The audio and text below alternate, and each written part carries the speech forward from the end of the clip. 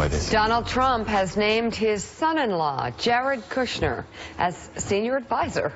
The transition team said, quote, Kushner will work closely with Chief of Staff Reince Priebus and Chief Strategist Stephen K. Bannon to execute President-elect Trump's agenda. Together, Bannon, Priebus, and Kushner have formed an effective leadership team.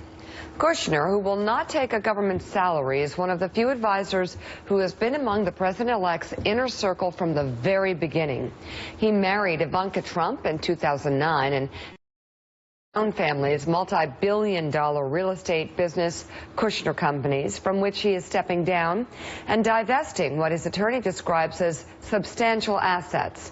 While a federal anti-nepotism law passed in 1967 bars relatives from being appointed to the cabinet, the rule has not been applied to White House staff, including a 1993 appeals court ruling that allowed then First Lady Hillary Clinton to lead her husband's health care task force. Remember that? New York City Mayor Bill de Blasio, a frequent critic of Trump's cabinet picks, praised Kushner's selection, saying he's, quote, known him for years and finds him to be a very reasonable person. By the way, Jared turns 36 Oh, my today. God, I'm so old. Willie. He's very nice. For people outside of Manhattan, they may be surprised that Bill de Blasio would say something nice about Jared Kushner, Donald Trump's son-in-law, but I mean, you look at New York Magazine, you look at all the press. This is a guy who grew up here, is well known here, and is respected in Manhattan by people like Bill de Blasio. And is well liked and has his hands in a lot of business. Obviously, real estate is the family business, but he bought the New York Observer, so he's got his hands in media as well.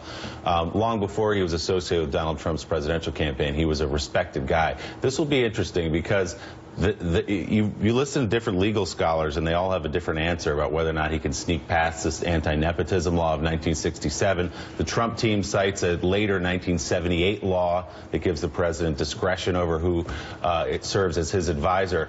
But do people who oppose Donald Trump want to die on the Jared Kushner hill? No, they do not. I don't think they do, given the fact that Jared Kushner is a smart and reasonable guy and someone that they all can deal with. I don't know, do you want to get rid of this guy? But there are legal questions. Again, we're using the word moderating influence on Donald Trump.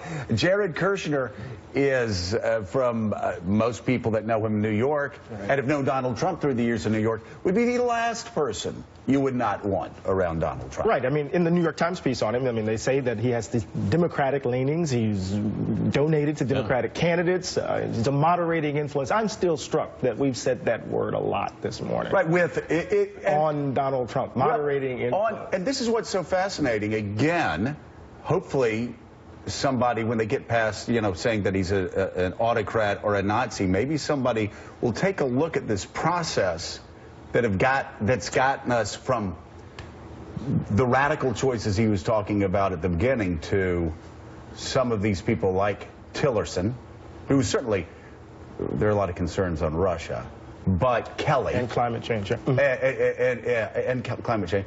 And Kelly and many other people who are such trade-ups. But I think, obviously, Jared was always going to be there from the beginning. But as you said, he is seen as a moderating influence, even among people like Bill de Blasio. Oh, even among people like Bill de Blasio. And I think it's important, given what we think we're going to face, at least given what we think we're going to face, that we have these sorts of folks in we've gotten to know him over the past couple of years. I have through Ivanka Trump, who we have a story on as well.